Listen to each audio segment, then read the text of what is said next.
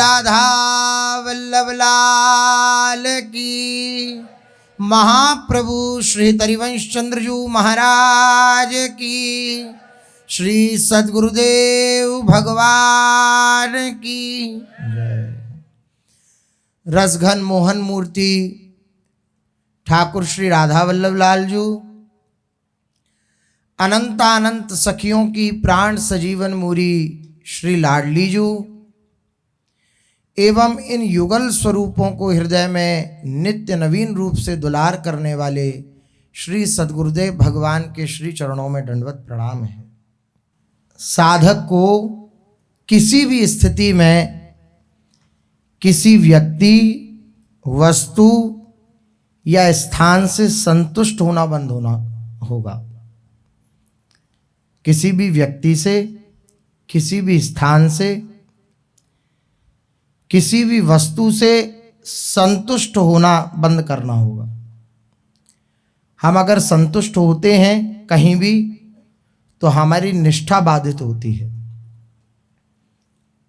हमारे हृदय में जलन उत्पन्न हुई प्रभु के लिए, और उस जलन को शांत करने के लिए अगर हमने किसी व्यक्ति का आश्रय ले लिया, किसी वस्तु का आश्रय ले लिया, किसी पदार्थ का आश्रय ले लिया, किसी स्थान का आश्रय ले लिया, तो फिर वो विकलता आ पाना कठिन हो जाता है। क्योंकि मन एक है, उसे हम चाहे संसार में लगा दें और चाहे भगवान में लगा दें। भगवान में लगाने के लिए कठिनता इसलिए क्योंकि स्वाभाविक वृत्ति मन की विषयाकार है, विषयों के प्रति है, विषयों के प्रति ही लगती है, इसलिए बड़ा कठिन पड़ता है। लेकिन यही अभ्यास है। अभ्यास योग युक्तेन चेतसा नान्यगामिनः। भगवान भगवद गीता में कह रहे हैं कि अभ्यास ही इसी बात का है कि आपका चित्त, आपका मन कहीं और ना जाए। चेतसा नान्यगामिनः, और कहीं गमन ना करे और कहीं ना जाए। और जाता कहाँ है? इन्हीं तीन में जाता है। या तो किसी व्यक्ति में जाएगा राग से युक्त होकर, या द्वेष से युक्त होकर, या किसी व्यक्ति में या किसी स्थान में जाएगा, या फिर किसी वस्तु में जाएगा जहां हमारा राग होगा या जहां हमारा द्वेष होगा। बस यही बाधा जो है, यही भगवान का अखंड स्मरण नहीं होने देती, यही भगवान से मिलने की तीव्र लालसा उत्पन्न नहीं करने देती है। क्योंकि जहां हम जिसका चिंतन करेंगे वहां उसका आश्रय और दृढ़ होता चला जाएगा। जिसका हम चिंतन करेंगे उसका आश्रय और दृढ़ होता चला जाएगा। जैसे शरीर संसार का स्मरण करते हैं तो इसका आश्रय दृढ़ होता चला जा रहा है। कितने भी उपाय करने पर यह आश्रय छूट नहीं पा रहा है। दिन रात इसी उपासना में, इसी साधना में तो उपासक जन लगे हुए हैं कि कैसे भी शरीर संसार की विस्मृति हो और प्रभु का स्मरण हो। यही एक चेष्टा है कि प्रभु की स्मृति तैल धारावत चलती रहे। यही आकांक्षा है हर उपासक की जीवन में। लेकिन क्यों नहीं हो पा रहा? क्योंकि शरीर और संसार के प्रति हमारी आश्रय वृत्ति है। हमारे आश्रयदाता प्रभु न होकर शरीर और संसार हैं, इसलिए बात नहीं बन पा रही है। इसलिए साधक को किसी भी स्थिति में किसी व्यक्ति, किसी वस्तु या किसी स्थान से संतुष्ट होना बंद करना पड़ेगा। हम संतुष्ट नहीं हैं, हमारे मनोनुकूल बात नहीं बनी हुई है, तब भी हम असंतुष्ट हैं, बिल्कुल संतुष्ट नहीं किसी भी। केवल एक बात, बिन देखे रघुनाथ पद जिए की जरन ही न जाए। बस एक आकांक्षा है हृदय में, जिस आकांक्षा में ना कोई व्यक्ति उसमें बाधा उत्पन्न करे, ना कोई वस्तु उसमें बाधा उत्पन्न करे, ना कोई स्थान उसमें बाधा उत्पन्न करे। वह क्या? प्रभु की प्राप्ति की लालसा। मन को बार बार हट करके प्रभु के चरणों में लगाना, उसको बार बार बताना कि शरीर संसार में सुख नहीं है, सुख प्रभु में है। ये रोज की पढ़ाई है और रोज फेल पाते हैं अपने जन। रोज की पढ़ाई में रोज ही फेल पाते हैं अपने जन।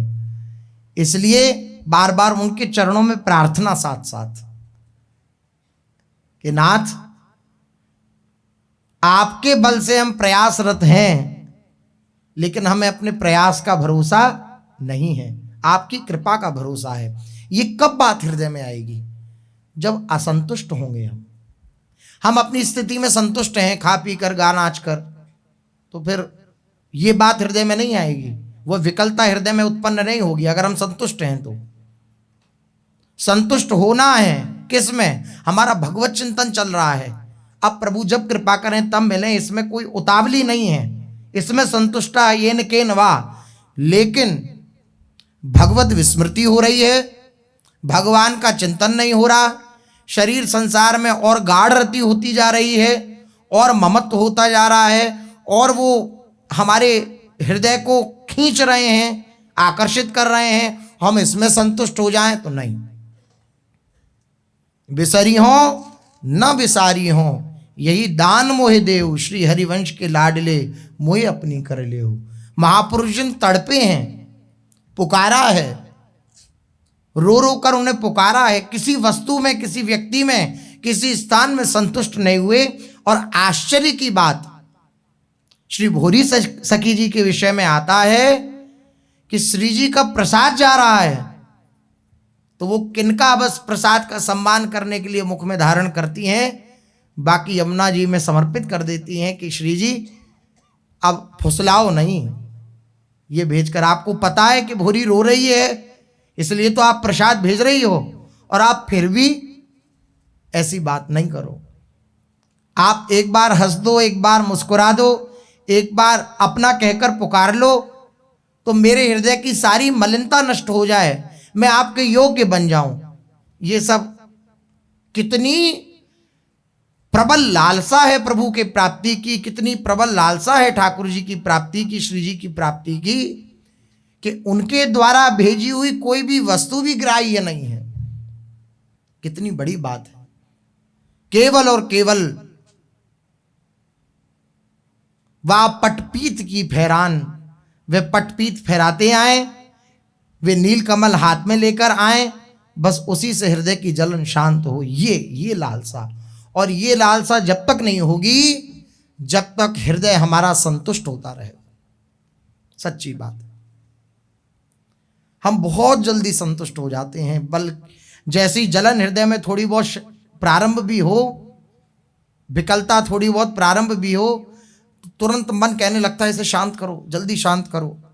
तो हम किसी का आश्रय लेकर, चाहे किसी वस्तु का, चाहे किसी स्थान का, कि अमुक जगह चले जाएं, वहाँ थोड़ा हंसी मजाक होगा, थोड़ी बातचीत होगी तो मन शांत हो जाएगा। अरे मन को शांत नहीं करना है, मन में हलचल मचनी चाहिए, मन में और विकलता बढ़नी चाहिए। मन की विकलता शांत होने लगे तो और उदासीन हो जाए, मन प्रसन्न होने लगे तो और उदासीन हो जाए। ये चाल है भगवत मार्ग के पथिक की, ये चाल है।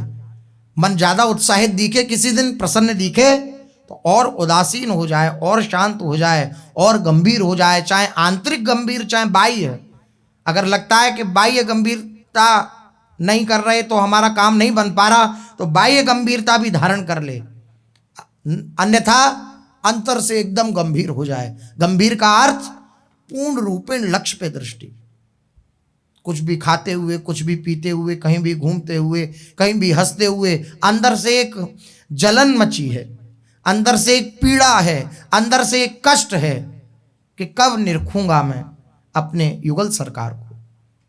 ये पीड़ा ही उनसे मिलाती है, ये पीड़ा नहीं हुई तो बात नहीं बनेगी। बिन रोए किन पाइया प्रेम प्यारा मीत, बिना रोए ना आज तक किसी ने पाया है, ना कोई पा रहा है और ना कोई पा पाएगा। उनको अगर पाना है तो कबीरा हंसना छोड़ दे, रोने से कर प्रीत। बिन रोए किन पाइया प्रेम प्यारा मीत। गुरु नानक देव जी के विषय में आता है, बालकपन में जब गुरु नानक देव जी विद्यमान थे तो रात्रि वक्त बैठ के भजन करते, प्रभु का नाम स्मरण करते।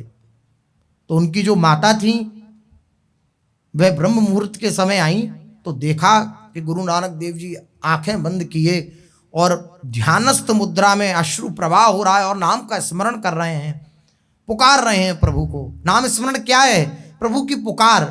प्रभु को पुकारना, उनको बुलाना, उनसे प्रार्थना, यही नाम स्मरण है, यही नाम का जप है। जब देखा माता ने ऐसी विचित्र स्थिति गुरु नानक देव जी की, तो एकदम पूछ बैठी, बच्चा तुम रात्रि भर सोए नहीं क्या? बोले नहीं माता। क्यों नहीं सोए? कि बाहर पपिया बैठा था माता, तो वह पपिया अपने पी को पुकार रहा था, पीहू पीहू पीहू। तो मेरे में और पपिये में होड़ लगी थी, मैं भी अपने प्रीतम को पुकार रहा था, वह भी अपनी प्रीतम को पुकार रहा था। ये होड़ लगी थी कि किसका प्रीतम पहले आता है। ये विकलता, ये हृदय में लालसा, तब कहीं जाकर के हृदय प्रभु के चरणों में तल्लीन होने लगता है, तन्मय होने लगता है, शरीर संसार अच्छा नहीं लगने लगता। तब जाकर के प्रभु की वे दिव्य छवि, युगल छवि हृदय में आती है, और फिर विकलता बढ़ते बढ़ते वो प्रत्यक्ष हो जाते हैं। लेकिन बिना रोए, बिना उनके लिए तड़पे वे नहीं मिल सकते। ये सिद्धांत है। जब तक उनके लिए तड़प नहीं होगी, जब तक उनसे मिलने की व्याकुलता नहीं होगी, तब तक मिलना कठिन सा है। असंभव इसलिए नहीं कह सकते क्योंकि उनके लिए कोई शासन पद्धति तो है नहीं कि आप ऐसे ही कृपा करोगे, तो असंभव तो इसलिए नहीं कह सकते, लेकिन कठिन है।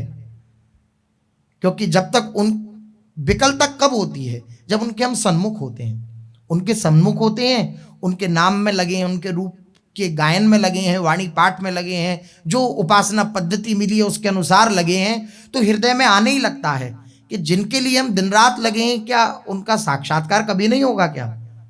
तो उसके हृदय में व्याकुलता जागृत होती है, विकलता जागृत होती है।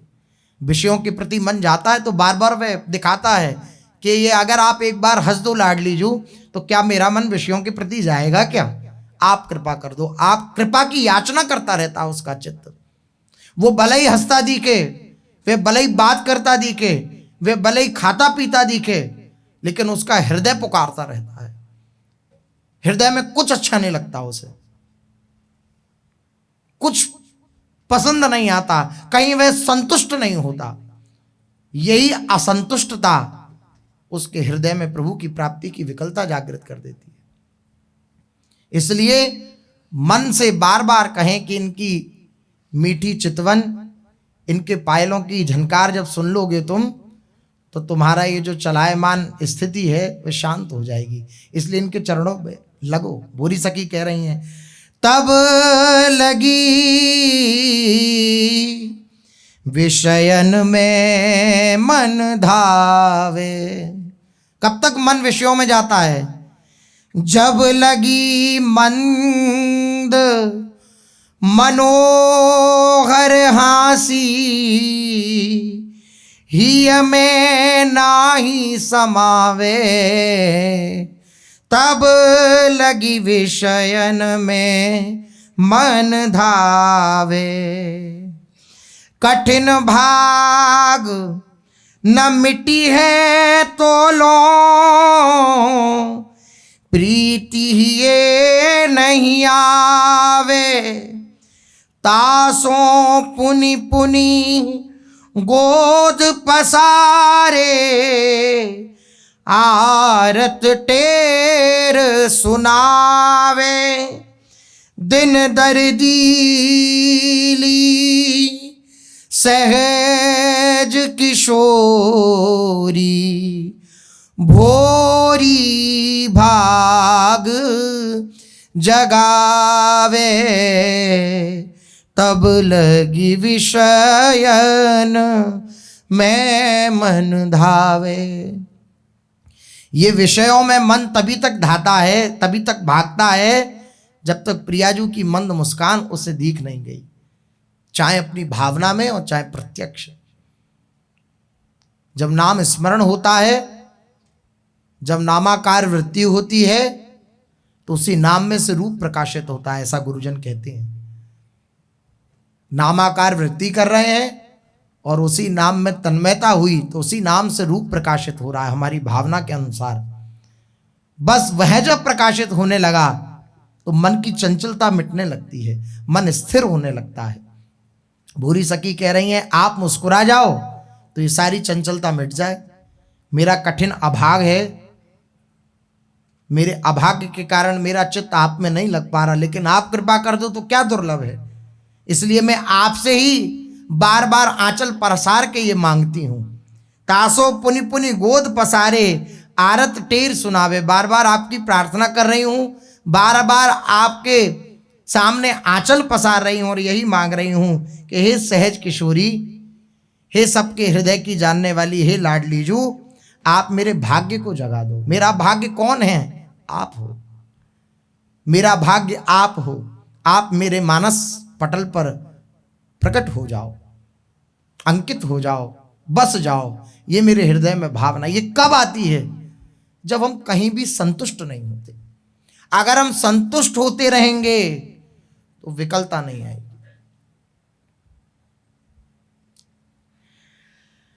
हम राजी हो जाते हैं कि चलो हमें इस व्यक्ति का सहारा मिल गया, चलो ये वस्तु हमारे मनोरंजन का साधन बन गई, चलो हमें अमुक स्थान मिल गया, अब हमारी जिंदगी सुखपूर्वक कट जाएगी। इन लौकिक वस्तुओं की प्राप्ति में संतुष्ट हो जाने के कारण हम अपने लक्ष्य भगवत प्राप्ति से बहुत दूर चले जाते हैं। ये बिल्कुल ऐसी ही बात है। बिल्कुल मन सहन नहीं करता जरा सी भी जलन को। वह चाहता है कि जलन शांत हो जाए और मैं मस्ती से रहूं। अब चाहे कैसे भी रहूं, चाहे कोई भी उपाय मुझे धारण करना पड़े, मेरी मस्ती में बाधा नहीं आनी चाहिए। लेकिन वह मस्ती का स्वरूप नहीं जानता, वह आनंद का स्वरूप नहीं जानता कि आनंद का स्वरूप श्री जी के चरणों में है। वह मस्ती, वह आनंद कहीं और खोजता रहता है, सुख की खोज कहीं और करता रहता है और बार बार क्लेशित होता रहता है, फिर भी वह नहीं समझता। इसलिए केवल इनके चरणों में प्रार्थना करें। प्रार्थना भी कब होगी? हृदय से, जब हम कहीं संतुष्ट ना होंगे। बार बार गुरु वचनों का आश्रय लेकर मन अगर बार बार हमें मनोरंजन की वृत्ति में धकेलना चाहे तो हम बार बार यही प्रार्थना करें उससे कि भाई हमें बख्श दे, हमें श्री जी के चरणों में लगने दे। फिर भी ना माने तो श्री जी से कहो, लालजू से कहो, भाई आपका ही है ये, बरज दो, इसे डांट दो तो ये सुधर जाएगा। बस यही अपना बल है, इसके सिवा कोई बल नहीं है। चलते हैं देववन में। अद्भुत सुख श्री व्यास मिश्र जी के लाडले तारानंदन श्री हरिवंश चंद्रजू बरसा रहे हैं। तारा रानी जी की इच्छा पूर्ति हुई और श्री रुक्मिणी जी के साथ श्री हरिवंश चंद्रजू का विवाह संपन्न हुआ कल। अद्भुत सुख बरसा, सारे देववन वासी अद्भुत गान नृत्य बाजे बज रहे हैं, चारों तरफ अद्भुत नृत्य हो रहा है। सब उत्साहित हैं कि महाप्रभु जी का विवाह हुआ। गृहस्थ जीवन में श्री महाप्रभु जी का प्रवेश हुआ। गृहस्थ जीवन में प्रवेश करने के उपरांत भी श्री हिताचार्य चरण की भजन निष्ठा में कोई परिवर्तन नहीं हो। ये होता है भागवतिक हृदय। अगर ऐसी कोई बाना बन भी जाए कि गृहस्थ आश्रम में प्रवेश करना भी हुआ है तो कैसी दिव्य स्थिति है महाप्रभु जी की। वह तो महाप्रभु हैं ही, लेकिन वे आचरण करके शिक्षा दे रहे हैं कि अगर गृहस्थ जीवन में भी हम प्रवेश करें तो हमारे चित्त की स्थिति कैसी हो, हमारे लक्ष्य में कभी भेद उत्पन्न ना होने पाए। ये यहाँ की जो भी व्यावहारिक प्रक्रियाएं हैं वह होती रहें, लेकिन हमारा लक्ष्य भगवत प्राप्ति है, इसमें कभी कोई बाधा उत्पन्न ना होने पाए। इसी बात की शिक्षा देने के लिए महाप्रभु जी अपनी जीवनचर्या गृहस्थ में भी ऐसी रख रहे हैं कि श्री राधा मोहन जी और श्री नवरंगी लाल जी का निरंतर चिंतन बना रहे। ऐसी दिनचर्या है महाप्रभु जी की। भजन निष्ठा में कोई परिवर्तन नहीं है, क्योंकि निष्ठा युक्त हैं वे भजन के प्रति। गृहस्थ आश्रम के समस्त कर्तव्यों का पालन कर रहे हैं। ऐसा नहीं कि भजन निष्ठ हैं तो गृहस्थ के कर्तव्यों को छोड़ दें, उनका भी पालन कर रहे हैं और भजन में भी तन्मय हैं। उन कर्तव्यों को भी भजन स्वरूप मान रहे हैं, इसलिए अखंड भजन में वे लगे हैं। गृहस्थ आश्रम के समस्त कर्तव्यों का पालन करते हुए भी आप पूर्ववत ही श्री प्रिया प्रीतम की सेवा आराधना में अहर्निश यथावत बने रहें। भोगों के प्रति ममत्व हो जाना, भोगों के प्रति हमारी आसक्ति बुद्धि हो जाना केवल इसलिए गृहस्थ निंदनीय है, अन्यथा गृहस्थ आश्रम सर्व आश्रमों का प्रदाता है, जनक है। गृहस्थ आश्रम से ही सारे आश्रम प्रकट हुए हैं। वानप्रस्थ, सन्यासी, ब्रह्मचर्य आदि जितने भी आश्रम हैं ये गृहस्थ से ही प्रकट हुए हैं। लेकिन वह दुख मूल कब है? जब शरीर संसार में ही फंसकर अपने भोग ऐश्वर्य में, अपने पति पुत्र आदि में ही फंसकर हम रह जाते हैं, तब वह फिर बात बिगड़ जाती है। अगर हमारा लक्ष्य भगवान की प्राप्ति है और हम गृहस्थ के कर्तव्यों का पालन कर रहे हैं तो निश्चित जैसे किसी संत महात्मा को भगवान की प्राप्ति होती है, ऐसी उस गृहस्थ उपासक को प्राप्ति होती है भगवान की। बिल्कुल किंचन मात्र भी भगवान की दृष्टि में गृहस्थ या विरक्त का कोई भेद नहीं है। पूर्ण रूपेण प्रिया प्रीतम की सेवा आराधना में तत्पर हैं श्री महाप्रभु जी, और रुक्मिणी जी उनका सहयोग करती हैं। रुक्मिणी सुंदर शील सदा हरि धर्म परायणी, विभु तद्यपि ग्रह बसे लाल रंगी भरी भायनी। परम सुंदरी, शील स्वभाव संपन्न, भगवत भक्ति परायणा श्री रुक्मिणी जी, इनके जैसी धर्म पत्नी प्राप्त होने पर भी तथा उनके साथ घर में निवास करते हुए भी श्रीहित महाप्रभु की हार्दिक प्रीति अपने सेव्य स्वरूप श्री नवरंगी लाल जी के श्री चरणों में स्थिर बनी रही। फिर भी श्री हिताचार्य चरण श्री प्रिया प्रीतम के प्रेम भाव में ही भरे रहे। ऐसी स्थिति महाप्रभु जी की। श्रीहित महाप्रभु का दाम्पत्य जीवन भी सुख शांति संपन्न एवं आदर्श कोटि का था, धारण करने योग्य। सर्व प्रकार के ऐश्वर्य एवं भोग विलास की सामग्री समीप होने पर भी आपकी उसमें न तो किंचन मात्र आसक्ति थी और न ही उसको लेकर किसी प्रकार की व्यग्रता थी, उत्सुकता थी। ऐसा नहीं था। बहुत सी सामग्रियां हैं, भोग सामग्रियां भी हैं, हाथी घोड़ा पालकी, कोई कमी नहीं है। व्यास मिश्र जी के घर में, श्री महाप्रभु जी के पास सब उपस्थित है, लेकिन किसी भी भोग सामग्री के प्रति किंचन मात्र भी आसक्ति नहीं थी। अगर है तो उनसे श्री ठाकुर जी की संतों की सेवा हो रही है, नहीं है तो हम ठाकुर जी के हैं, इस भावना से चल रहे हैं। श्री रुक्मिणी जी भी सहज भक्त हृदया थीं और सब साक्षात परात्पर प्रेम स्वरूप हित महाप्रभु को पति रूप में प्राप्त करके उनके आनंद की कोई सीमा नहीं रही। अपने सौभाग्य का स्मरण करके वे बार बार युगल सरकार की अनुकंपा पे बलिहारी जाती कि मुझे हरिवंश चंद्रजू का आश्रय मिला। बार बार वे प्रसन्न होती हैं अपने हृदय में। श्री रुक्मिणी जी सदैव हित महाप्रभु का रुख लिए रहती, कैसी उनकी आज्ञा है, कैसी उनकी रुचि है, उसके अनुसार वह सेवा में तत्पर रहती। उनकी रुचि को जानकर कहने से पहले ही समस्त सेवा सौंज उपस्थित कर देती थी। उनकी रुचि को जानकर उनकी आज्ञा से पूर्व ही, ये उत्तम सेवक का लक्षण होता है। जो उत्तम सेवक होता है वे स्वामी की रुचि को देखते हुए, उनकी आज्ञा मिली नहीं उससे पहले ही उनकी रुचि को देखकर सेवा में तत्पर हो जाता है। ये उत्तम सेवक का लक्षण होता है। अति अल्प समय में उन्होंने सारे गृह कार्य का दायित्व स्वयं ही संभाल लिया। उनकी हितजू के श्री चरणों में अगाध प्रीति थी। हित महाप्रभु की दिव्य प्रेमोन्माद परिपाटी, सौम्य मृदु स्वभाव, युगल चरणों में आसक्ति, विनम्रता, ऐसे जो दिव्य सद्गुण थे श्री महाप्रभु जी में, सद्गुणों से अतिशीघ्र रुक्मिणी जी ने सास ससुर श्री तारा रानी, श्री व्यास मिश्र जी सहित संपूर्ण परिवार को अपने प्रेमाधीन कर लिया। ऐसे दिव्य सद्गुण श्री रुक्मिणी जी में। वे श्री महाप्रभु के समस्त सिद्धांतों की सजीव मूर्ति थी। कुछ काल उपरांत सुता एक सुत तीन सुधाम, तिनके जन्म द्यौस सुनि नाम, चैत्र बदी छठी मंगल गायो, श्री बनचंद जन्म जस गायो।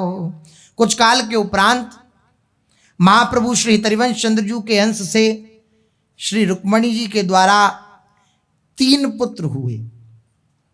श्री वनमाली दास श्री वनचंद महाप्रभु, श्री कृष्णचंद्र महाप्रभु और श्री गोपीनाथ जी। ये 3 पुत्र हुए और 1 पुत्री हुई जिनका नाम था साहिब दे। ज्येष्ठ पुत्र श्री वनचंद्रजू का जन्म हुआ चैत्र कृष्ण षष्ठी को। फिर द्वितीय पुत्र श्री कृष्णचंद्रजू का जन्म हुआ माघ शुक्ल नवमी को। एवं तृतीय पुत्र श्री गोपीनाथ जी का जन्म हुआ फाल्गुन शुक्ल पूर्णिमा को। कई रसिकजन साहिब देव जी का जन्म माघ शुक्ला बसंत पंचमी को श्री वृंदावन में मनोहारी जी से मनाते हैं, तथा उनका कहना है यह श्री गोस्वामी मोहन चंद्रजू से 1 वर्ष छोटी हैं। मोहन चंद्रजू का आगे प्रादुर्भाव होगा। श्री हिताचार्य जी के गृह में अब सुंदर वनचंद महाप्रभु, श्री कृष्णचंद्र महाप्रभु, श्री गोपीनाथ जी विराजमान हैं। दिव्य आनंद उत्सव हो रहा है। व्यास मिश्र जी, तारा रानी अद्भुत सुख प्राप्त कर रहे हैं, क्योंकि अब दादा दादी बन गए हैं तो अद्भुत सुख मिल रहा है। लेकिन श्री महाप्रभु जी अब उस कार्य में लग चुके हैं जिस कार्य के लिए वे आए हैं, उस कार्य में तत्पर हैं। जो जो उनकी शरण में आता है उसके अनुसार भक्ति का उपदेश करना प्रारंभ कर दिया श्री महाप्रभु जी ने। हिताचार्य की पावन उपस्थिति और उनके मंगलमय चरित्रों से देववन की भूमि एक परम पावन तीर्थ स्थल के रूप में प्रतिष्ठित हो चुकी थी। वहां के वातावरण में विलक्षण परिवर्तन हो गया। जहां देखो वहीं श्री हित महाप्रभु की कीर्ति कथा हो रही है, श्री राधा नाम की मधुर ध्वनि प्रतिध्वनि हो रही है। प्रेम लक्षणा भक्ति ने तो मानो देववन को अपना स्थायी निवास ही बना लिया हो, ऐसी दिव्य स्थिति देववन की है। महाप्रभु श्री हरिवंश चंद्रजू के दिव्य अलौकिक चरित्रों एवं अद्भुत प्रभाव के कारण उनका सुयश चारों ओर प्रकाशित होने लगा, महाप्रभु जी की दिव्य लीलाओं को श्रवण कर करके। अतएव श्री आचार्य चरण का दर्शन करने एवं उनके वचनामृतों का लाभ लेने की दृष्टि से अत्यधिक संख्या में भावुक जन आने लगे श्री महाप्रभु जी के दर्शनों के लिए। पंडित बहु दिग्विजयिया में हित प्रभु वच सुनी शीस नवावे। शिष्य होए पद रज सब लेई हित प्रभु मंत्र तिनहु को देई। सन्यासी दंडी बहुआ में हित प्रभु निरखी सबे सुख पावे। तिनको हित प्रभु वचन सुनावे निगम सार मथित तुलखावे। जैसी भक्ति जासु के मनहि तैसी हृदय दड़ाई तिनहि। सब जन चरणनि में अनुसरें प्रेम भक्ति जुत वंदन करें। श्री हिज्जू महाराज के श्रीमुख से जो महाप्रेम रसमय वचन निकलते, उन्हें सुनकर साधारण जन भी प्रभु के श्री चरणों में अनुरागी होने लगे। महापुरुषों की वाणी का ऐसा प्रभाव होता है, क्योंकि उनके हृदय में प्रेम स्थापित है तो वो जिधर देख लेते हैं, जिसे छू लेते हैं, जिसके प्रति संबोधन करते हैं, उसके हृदय में प्रियालाल के प्रति प्रेमाकर्षण हो ही जाता है। ये महापुरुषों का प्रभाव होता है, ये महापुरुषों की दृष्टि का प्रभाव होता है। तो जो जो श्री हिताचार्य के चरण में आता, श्री महाप्रभु जी उन्हें संबोधन करके दृष्टि में दृष्टि मिलाकर जब उपदेश करते तो पूर्ण प्रभाव उनके चित्त पर पड़ जाता, जो उपदेश लेने आता उसके प्रति, और वह प्रभु के श्री चरणों का अनुरागी हो जाता। महापुरुषों में सामर्थ्य है। जब श्री आचार्य चरण के समक्ष विविध स्वभाव वाले लोग आते तो श्रीहित महाप्रभु यथा योग्य साधारण भक्ति से लेकर रस भक्ति नित्य विहार रस तक का उनको उपदेश करते। जिस प्रकार की जैसी योग्यता होती उस प्रकार से महाप्रभु जी उन्हें उपदेश करते। जिसके हृदय में जैसा भाव होता, जैसी आकांक्षा होती, श्री हिज्जू महाराज उसको वैसा ही अधिकारी समझकर उसके अनुसार ही भक्ति का उपदेश करते। श्री हिताचार्य चरण की उपदेश करने की ऐसी विलक्षण शैली थी कि आपका उपदेश सुनकर के सब प्रकार के उपासक अपनी अपनी रुचि के अनुसार भगवान की भक्ति में संलग्न हो जाते तथा आपके सदुपदेशों से लाभान्वित हो अपने को कृत्य समझते।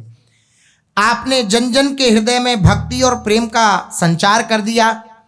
हित महाप्रभु से आकर्षित होकर प्रत्येक भक्त आपका पावन सानिध्य प्राप्त करना चाहता। सबके हृदय में लालसा रहती कि श्री महाप्रभु जी की सन्निधि प्राप्त हो जाए, उनका आश्रय प्राप्त हो जाए। श्री हिज्जू महाराज तो साक्षात तत्सुख भाव के मूर्तिमान स्वरूप ही थे। अतः आगंतुक उपासक की श्री हरि के जिस स्वरूप में निष्ठा देखते उसी में अनन्यता का चिर स्थापन कर देते। ये महापुरुषों की शैली होती है। जो जिस भाव से आता है उसकी उसी भावना में प्रतिष्ठित कर देते हैं। जो जिस प्रकार का जिज्ञासु आता है उसे उसी प्रकार संतुष्ट कर दे और आप स्वयं अपने ही रस में निमग्न रहते, अपने रस में। जो उनका नित्य रस उसमें वह स्वयं निमग्न रहते, लेकिन जो जिस भावना से आता उसको वह प्रदान करते। इस रस के अधिकारी जनों को ही इस रस का रहस्य प्रदान करते। जो इसके रस के अधिकारी हैं, लालसा रखते हैं, आकांक्षा है जिनके हृदय में इस रस की, उन्हीं को उसका उपदेश करते। अब उपदेश भक्ति को कहो, जैसी विधि जाके चित रहो, लयो जो मन वांछित सफल। सब हरि भक्ति कही समुझाई, जैसी जैसी जाहि सुहाई। आई सकल चरणन भजे, साधन सकल कहे अविरोध। वेद पुराण सुआगम शोध, बुद्धि विवेक जे जानहि। समझो सबन सुभक्ति उजास, जस बरनो हरिवंश विलास। श्री हरिवंश ही गाई हों। श्री हरिवंश चंद्रजू ने जिस साधक के चित्त में जिस प्रकार की भावना थी उसी प्रकार से भक्ति का उपदेश किया। संसार में फंसे हुए जीवों को महाप्रभु जी उपदेश करते कि पता नहीं किस समय तुम्हारा अंतिम श्वास आ जाए, इसलिए तुम निरंतर नाम का स्मरण करो, नाम का जप करो। ये उपदेश करते जो आता उनके चरणों में। ना जानो छिन अंत, कवन बुद्धि घटई प्रकाशित। छुटी चेतन जु अचेत, तेउ मुनि भये विश्वासित। पारासर सुर इंद्र, कलप कामिनी मन फंद्या। परिव देह दुख द्वंद, कौन क्रम काल निकंद्या। इह डर पि हरिवंश हित, जिनव भ्रमई गुण सलिल पर। जिहि नामन मंगल लोक तिहूं, सुहरि पद भजु न विलंब कर। जो उनकी शरण में आता श्री महाप्रभु जी उन्हें उपदेश करते कि तुम विलंब मत करो, श्री हरि के नाम स्मरण में लग जाओ, क्योंकि पता नहीं ना जानो छिनंत कवन बुद्धि घटई प्रकाशित। पता नहीं किस क्षण बुद्धि कुंठित हो जाए और उचित अनुचित का विचार करना छोड़ दे। अभी तुम संतों की शरण में आए हो, अभी तुम्हारा हृदय तुम्हारा मन राजी है कि हमें प्रभु के मार्ग में लगना है, तो लग पड़ो। इस सुअवसर को कल के लिए मत छोड़ो। अगर कल के लिए छोड़ दोगे तो पता नहीं बुद्धि कब विपरीत चिंतन कराने लगे, कब हमारे विपरीत हो जाए। इसलिए जैसा अगर मन बुद्धि राजी हो रहे हैं संतों के प्रभाव से, तो उसके अनुसार तत्परता से प्रभु के स्मरण में लग जाओ, प्रभु के नाम जप में लग जाओ। पता नहीं किस क्षण बुद्धि कुंठित हो जाए, उचित अनुचित का विचार करना छोड़ दे। साधारण जनों की तो बात ही क्या करें, परम तत्व के चिंतन मनन में सदा सर्वदा संलग्न रहने वाले मुनिगण भी चेतना शून्य होकर विषय वासनाओं के जाल में फंस गए। पारासर सुर इंद्र, कलप कामिनी मन फंद्या। परिव देह दुख द्वंद, कौन क्रम काल निकंद्या। इसलिए तुम अपने हृदय में अभिमान धारण मत करो, सचेत होकर के शीघ्रातिशीघ्र जिन प्रभु के नाम में तीनों लोकों का मंगल करने की सामर्थ्य है, उन श्री हरि के चरणों का आश्रय लेकर के भजन परायण हो जाओ, भयभीत होकर के भजन परायण हो जाओ, कि कहीं ऐसा ना हो कि दोबारा ये मन शरीर संसार को अपना मानने लगे, उसमें आसक्ति कर बैठे, उसको ही अपना सर्वस्व मानने लगे। इस भय से भयभीत हो जाओ और प्रभु के नाम स्मरण में लग जाओ। इस प्रकार से महाप्रभु जी उपदेश करते। तू बालक, कोई ज्यादा चतुरता दिखाता, बहुत पंडित बहुत दिग्विजयी आमे, दिग्विजयी बहुत बुद्धिमान पंडित जन भी आते तो वो अपनी बुद्धि का चातुर्य दिखाते, अपनी शास्त्र मर्मज्ञता दिखाते। तो महाप्रभु जी कहते कि तुम बालक नहीं हो, बहुत चतुर हो, इसलिए सारा सयानप छोड़ करके, सारे अपने सयानेपन को छोड़ करके भजन में लग जाओ, अपनी बुद्धि को ज्यादा मत चलाओ। महाप्रभु जी कहते तू बालक नहीं, भर्यो सयानप, काहे कृष्ण भजत नहीं नीके। अतिव सुमिष्ट तजिव सुरभिन पय, मन बंधत तंदुल जल पीके, जय श्री हित हरिवंश नरक गति दुर्भर, यम द्वारे कटियत नक छीके, भव अज कठिन मुनि जन दुर्लभ, पावत क्यों जु मनुज तन भी के। महाप्रभु जी कहते इस मनुष्य योनि की प्राप्ति अत्यंत दुर्लभ है। प्रभु की अहेतुकी कृपा से ये देव दुर्लभ मानव तन तुम्हें मिला है। तुम अपने भले बुरे को ना समझने वाले अब बालक नहीं हो।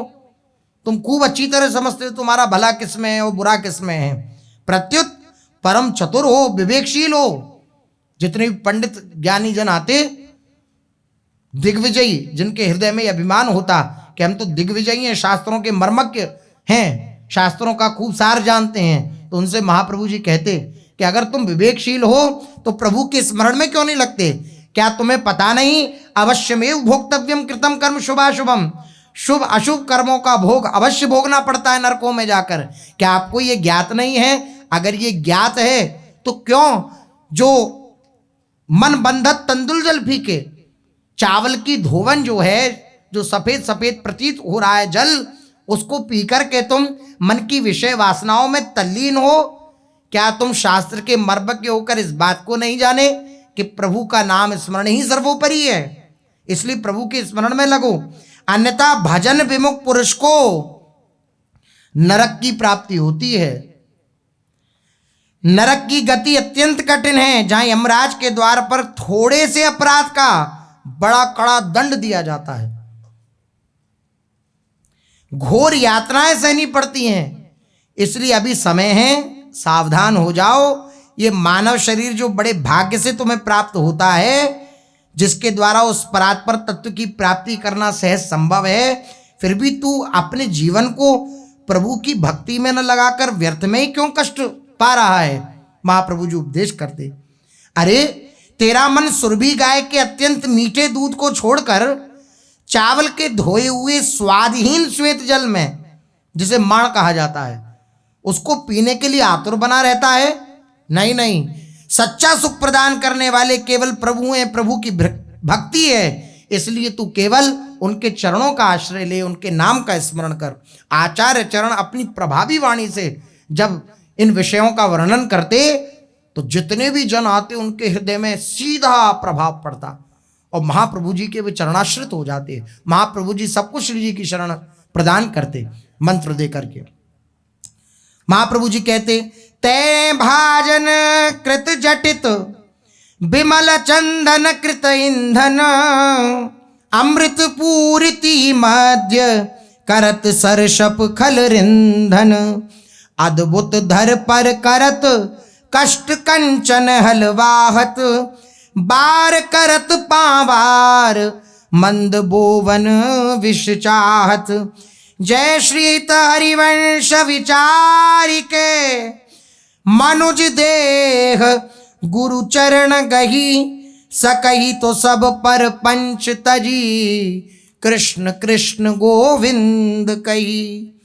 आचार्य चरण सांसारिक जीवों को चेतावनी देते हुए कहते, अरे मंदमती, मंद बुद्धि, ना समझ, तू चंदन की सुगंधित लकड़ियों को जलाकर उसके ऊपर अमृत से भरे हुए एवं रत्नों और मणियों से जड़े हुए निर्मल स्वर्ण पात्र में, स्वर्ण कलश में रखकर उसमें सरसों की खली रांध रहा है। अर्थात ये मानव शरीर रत्नों और मणियों से जटित एक स्वर्णमय कलश है। ऐसी कंचन जैसी काया तूने प्राप्त करी है जो देवताओं के लिए भी दुर्लभ है, और उन देवताओं के लिए भी दुर्लभ मनुष्य शरीर को प्राप्त करके, इतने बड़े भाग्य को प्राप्त करके भी तू विषय भोगों के झूठे सुख में लगाकर वास्तविक सुख से वंचित बना हुआ है। अतः अपने मूल्यवान समय को व्यर्थ कार्यों में न लगाकर पूर्णतः उसे भगवत भजन में समर्पित कर। जो खल है उसको तू रांध रहा है, ये विषय खल हैं, इनको तू अपने इस दिव्य शरीर में पोषित कर रहा है। ऐसा ना कर, भगवान का भजन करो। हित महाप्रभु एक अन्य दृष्टांत के द्वारा पुनः चेतावनी देते हैं, हे मंद बुद्धि, तू अद्भुत धरा भूमि, मानव तू अद्भुत भूमि पर अनेकानेक कष्टों को झेलते हुए सोने का हल चलाकर एवं मूंगे की मेड़ लगाकर विष बोना चाह रहा है। कोई मूर्ख ही होगा ऐसा कि किसी के पास सोने का हल हो और मूंगे की मेड़ बनाई जाए और वो क्या रहा है, विष। तो मूर्ख कहा जाएगा कि नहीं कहा जाएगा कि भाई तुमने हल भी सोने का लिया और मेड़ भी मूंगे की बनाई। मूंगा कितना महंगा होता है और तुम उसमें बो क्या रहे हो, विष बो रहे हो। तो तुम्हारे जैसा मूर्ख तो कोई नहीं है। महाप्रभु जी कह रहे हैं, अरे मानव, अरे मंद बुद्धि, भारत जैसे धर्म प्राण देश में देव दुर्लभ मानव देह रूपी हल को प्राप्त करके, यह हल है स्वर्ण में हल, दैहिक दैविक एवं भौतिक तापों के कष्ट को सहन करते हुए भी तू अपने जीवन को भगवत भजन में न लगाकर व्यर्थ ही विषय भोगों में नष्ट कर रहा है और मृग तृष्णावर्त विषयों के झूठे सुख को प्राप्त करने के लिए अत्यंत आतुर बना हुआ है। ऐसा नहीं, तू केवल और केवल भगवान के भजन में समर्पित हो जा, ऐसा आज्ञा करते महाप्रभु जी। आपने ये सदुपदेश दिया कि उपर्युक्त दोनों दृष्टांतों पर गहराई से विचार करके देख लिया जाए तेरे लिए क्या उचित है और क्या अनुचित है। यदि तुझे देव दुर्लभ ये मनुष्य शरीर प्राप्त हुआ है तो शीघ्र ही सदगुरु देव का चरणाश्रय ग्रहण कर और अपने शेष जीवन को भगवत भजन में अर्पित कर दे। महाप्रभु जी आज्ञा करते, ताते भैया मेरी सो कृष्ण गुण संचु कुछ सिद्धवाद। अब भजन परायण होते उपासक जन महाप्रभु जी की आज्ञा से नाम जप में चित्त लगाने लगते, तो कभी कोई समस्या आती तो महाप्रभु जी के समीप जाते कि नाम जप करते हुए हम क्या सावधानी रखें। तो महाप्रभु जी आज्ञा करते, ताते भैया मेरी सो कृष्ण गुण संचो कुत्सितवाद विकार ही परधन सुन सिक मंद परतीय बंचु मणिगण पुंज ब्रजपति छाड़त हित हरिवंश कर गई कंचु पाए जान जगत में सब जन कपटी कुटिल कलयुग टंचु ई परलोक सकल सुख पावत मेरी सो कृष्ण गुण संचु। अरे भैया, मेरी शिक्षा ध्यान देकर सुनो तो कोई प्रश्न नहीं रह जाएगा। महाप्रभु जी बोले, मेरी शिक्षा ध्यान देकर के सुनो, दूसरों की धन संपत्ति को किसी भी तरह से हड़पने का प्रयास नहीं करो, ये सावधानी रखो। पराई स्त्रियों को बुरी नजर से देखना यह अत्यंत निंदनीय घृणित है, इन कार्यों से बचो। मणिगण पुंज ब्रजपति श्री कृष्ण को छोड़कर तुम नाशवान भोग सामग्री रूपी कांच का संग्रह कर रहे हो। भगवान का नाम रूप लीला धाम कथा ये सब क्या है, ये मणि हैं। और ये संसार के भोग पदार्थ आदि क्या है, ये सब कांच हैं।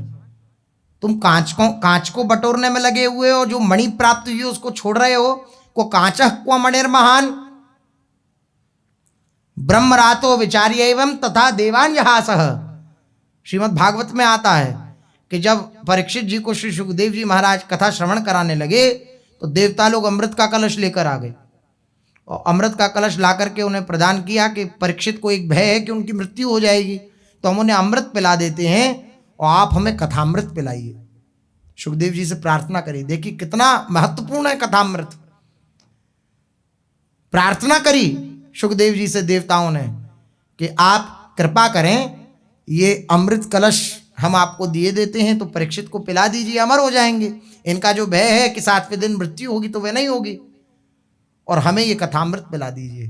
तो सुखदेव जी ने हंसी करके ब्रह्मरातो विचार्य एवं तथा देवांजहासः, देवताओं की हंसी कर दी कि तुम भक्तों को क्या कम चतुर समझते हो। कहाँ ये तुम्हारा अमृत कांच के समान और कहाँ कथामृत मणि के समान। कोई बुद्धिमान मनुष्य क्या मणि छोड़ करके कांच को बटोरना चाहेगा क्या?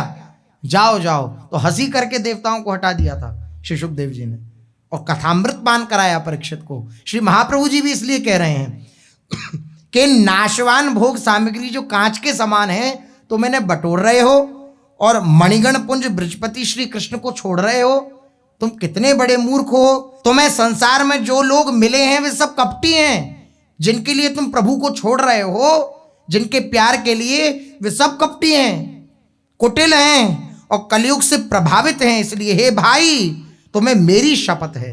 महाप्रभु जी कितना प्यार करते हैं, अपनी शपथ लेकर के कह रहे हैं, मेरी सो भैया कृष्ण गुण संजू, तुम्हें मेरी शपथ है, तुम इस लोक और परलोक में संपूर्ण सुखों को प्राप्त कराने वाले श्री कृष्ण के गुणों का संग्रह करो और वाद विवाद, परधन एवं परिस्त्री से बचकर अपना सारा समय श्री कृष्ण के गुणों का कथन, श्रवण व स्मरण करने में व्यतीत करो तो तुम्हारा कल्याण हो जाएगा।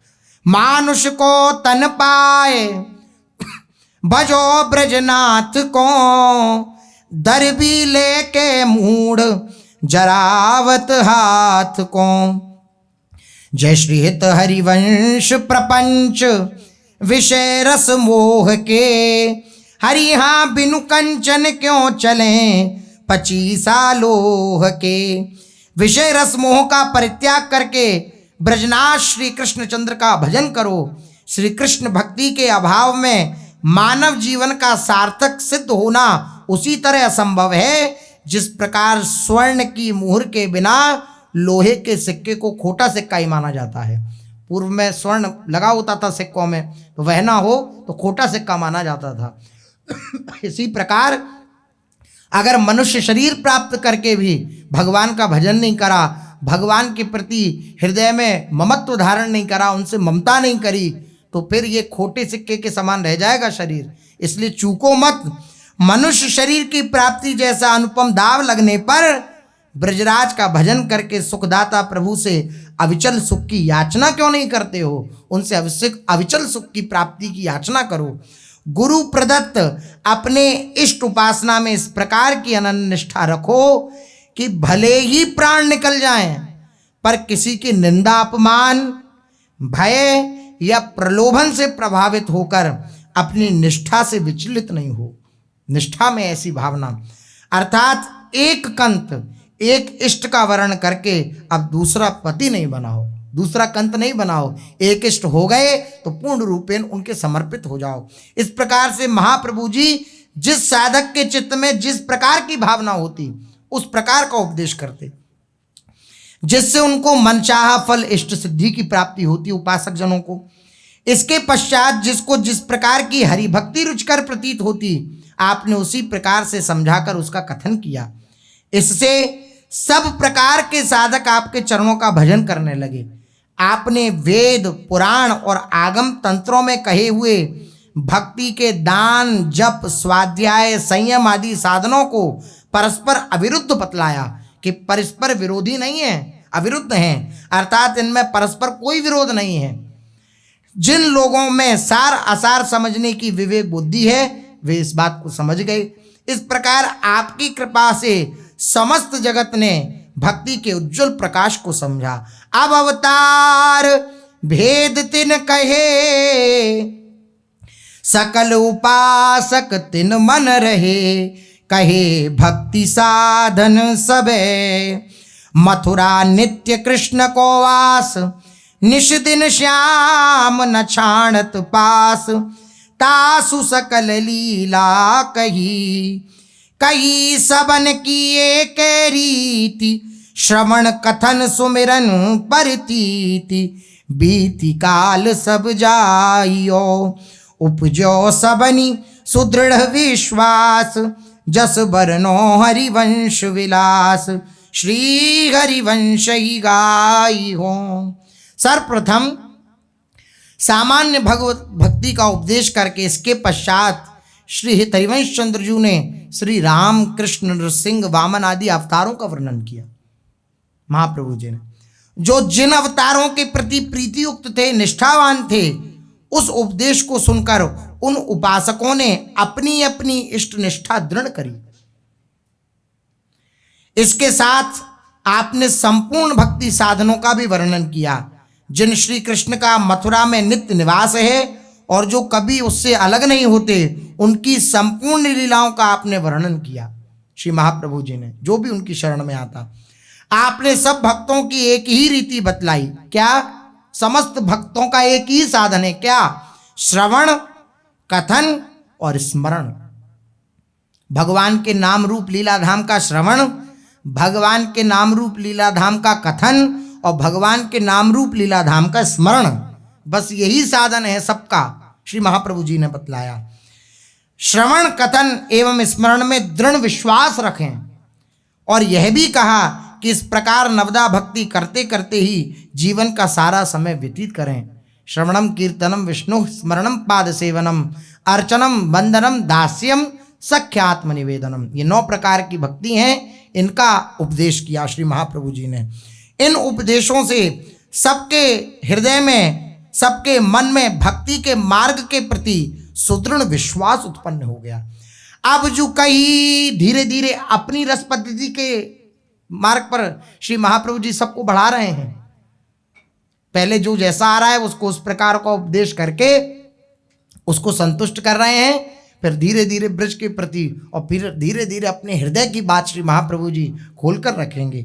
अब जो कई सब ब्रज की रीति, जैसी सबन नंद सुत प्रीति, कीर्ति सकल जग वेस्तरी, बाल चरित्र प्रेम की नीव, कहत सुनत सब सुख की सीव, जीवन ब्रजवासिनु सफल, ब्रज की रीति सुअगम अपार, विस्तरी कही सकल संसार, कारज सब हिनु के भये, ब्रज की प्रीति रीति अन्यास, जस बरनो हरिवंश विलास, श्री हरिवंश ही गाई हो।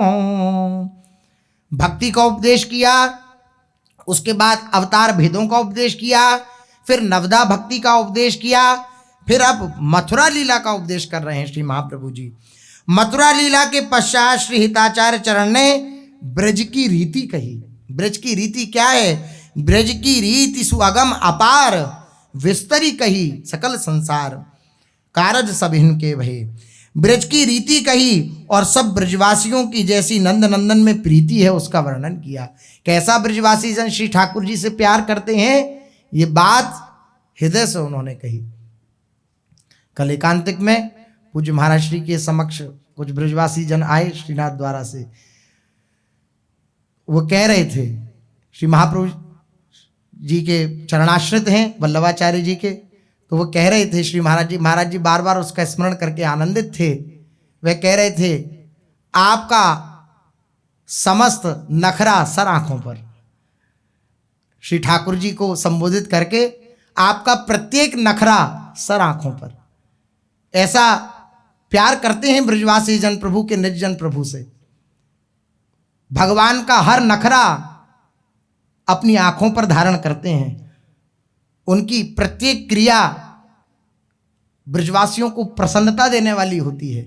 ब्रजवासी जन श्री हरि की प्रत्येक लीला में आनंदित रहते हैं, प्रत्येक नखरे में उनका नखरा पूर्ण करने के लिए तत्पर रहते हैं। ऐसा ब्रजवासी जन श्री ठाकुर जी से प्रेम करते हैं। ऐसी नंद नंदन के प्रति प्रीति है ब्रजवासियों की, श्री महाप्रभु जी वर्णन कर रहे हैं। इससे श्री हरिवंश चंद्र जी की कीर्ति सारे संसार में फैल गई। ब्रज में मुख्य श्री कृष्ण की बाल लीलाएं हैं। इस लीला पर प्रेम की नींव रखी हुई है। जो बाल लीलाएं, बाल चरित्र हैं, ये नींव है प्रेम की। यहाँ से प्रेम का महल खड़ा होता है। श्री कृष्ण की संपूर्ण लीलाओं में उनके बाल चरित्रों से ही प्रेम का उदय प्रारंभ होता है। इन बाल चरित्रों ने ही ब्रजवासियों के चित्त में परम प्रेम उत्पन्न करके उनके जीवन को सफल बनाया। ब्रज की अगम अपार रीति को आपने संपूर्ण संसार में विस्तार पूर्वक कहा, जिससे सब उपासकों के कार्य सिद्ध हो गए।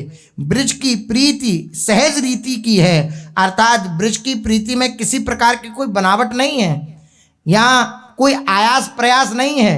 प्रभु प्रसन्न रहते हैं। ब्रजवासी जो खवा देते हैं उसमें प्रसन्न रहते हैं, ब्रजवासी जो पहना देते हैं प्रभु उसमें प्रसन्न रहते हैं। अनायास प्रीति है, कोई लाग लपेट नहीं है, सीधा साधा संबंध है प्रभु से कि प्रभु मेरे हैं, श्री कृष्ण मेरे हैं, मेरे सखा हैं, मेरे मित्र हैं आदि जो भी भावना से युक्त होकर के ब्रजवासी जन तत्पर हैं, उस भावना के अनुसार ही प्रभु उनको दिव्य लीलाओं का दर्शन कराते हैं। इसलिए ये जो ब्रज की प्रीति है इसमें कोई बनावट नहीं है, यहाँ कोई आयास प्रयास नहीं है, सहज प्रेम है श्री ठाकुर जी के प्रति। वह नंद नंदन के प्रति ब्रजवासियों की सहज प्रीति है। ऐसा वर्णन श्री महाप्रभु जी अपने निज जनों को, जो उपासक जन उनकी शरण में आते हैं, सब प्रकार के उपासकों को उनके अनुसार उपदेश करते हैं और उनकी निष्ठा को उनके इष्ट में प्रतिष्ठित कर देते हैं। ऐसा दिव्य उपदेश श्री महाप्रभु जी के द्वारा हो रहा है। शेष चर्चा आगे। श्री राधा वल्लभ लाल की